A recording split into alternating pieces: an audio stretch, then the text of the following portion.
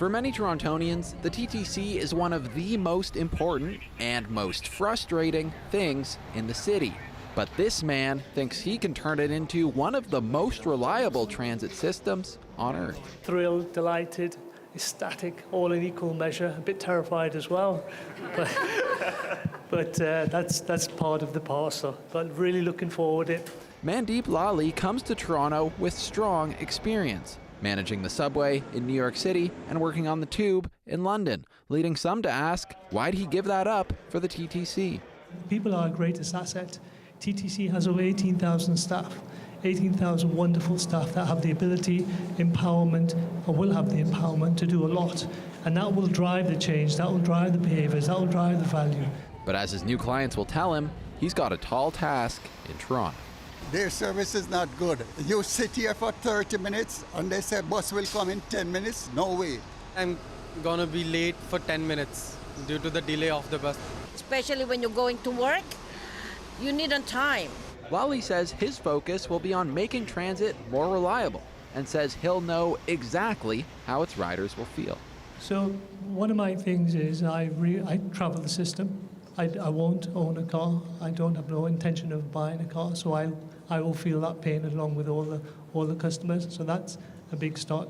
Second of all, I'll be spending a lot more time on the system.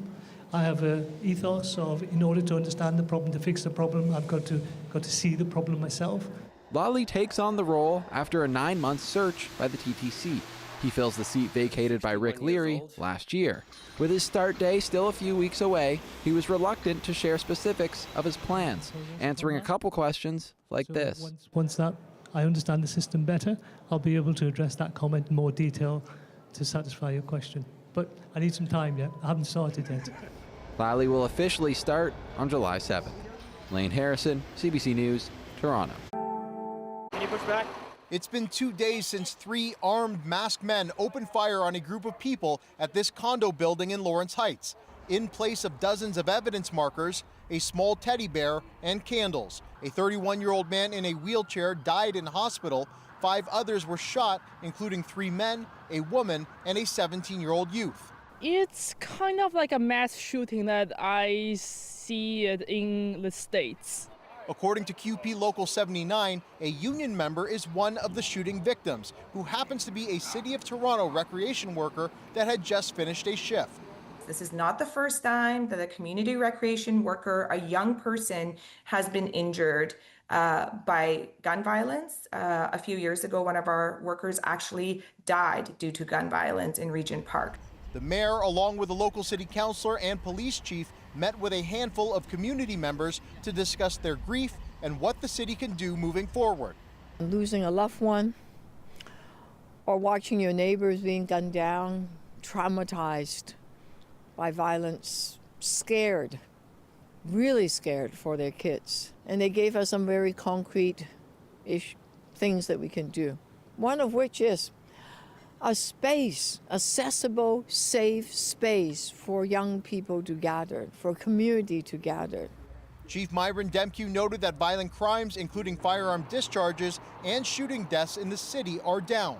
Our statistics are telling one story, but the sense of safety and security is shattered time and again when these events happen, and one event is too many. A visible police presence remains in the area, bringing a sense of safety to some of the residents. Demkew says they'll remain there, and there will be increased patrols in communities where their investigation leads. When I see that there is some police cars, feel better. Make me safe seeing the police here. The mayor also pointed to the city's summer safety plan as one solution to youth violence. It was announced the same morning of the shooting and will give 3,000 youth opportunities for employment and mentorship.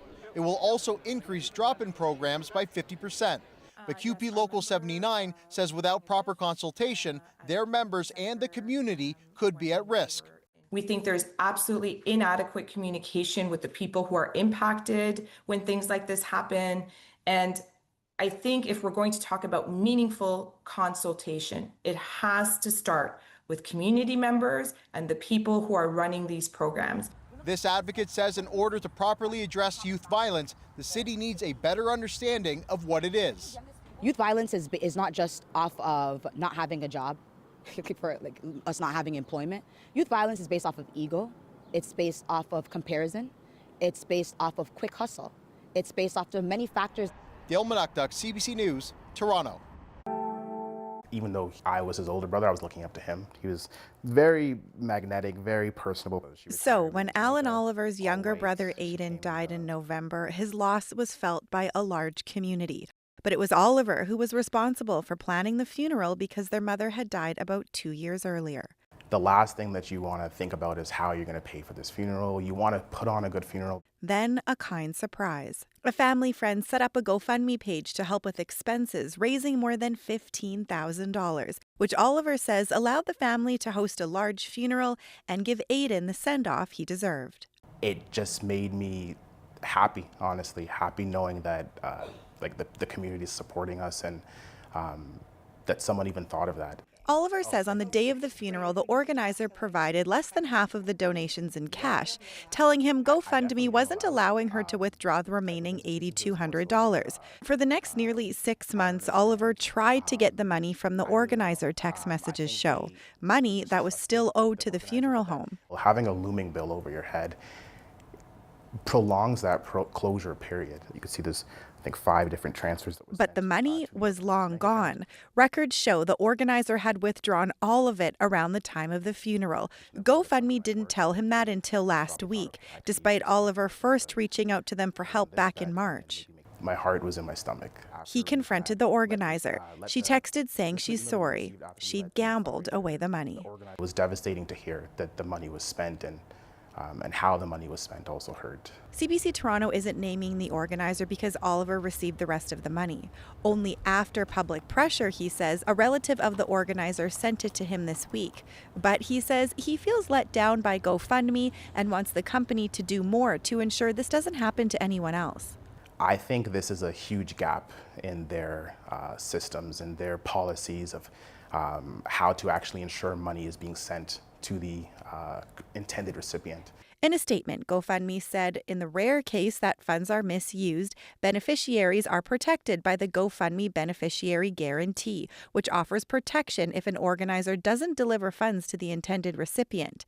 But when Oliver tried that route, GoFundMe told him he first needed to accept a payment plan the organizer was offering, and it would only step in if that wasn't honored. That's unacceptable because they have all the proof that the organizer has misused the funds, and the onus shouldn't be on myself. Lawyer Tanya Walker says while companies like GoFundMe aren't necessarily legally liable for money raised, there needs to be more in place to ensure the onus to get the money isn't on the intended beneficiary, especially since there is the increase of raising funds in this manner, but we also have the increase of fraud. We asked GoFundMe what steps it takes to ensure funds are distributed correctly and why it didn't intervene more in Oliver's case. A spokesperson told us the platform has zero tolerance for misuse and the organizer has since been banned. Angelina King, CBC News, Toronto.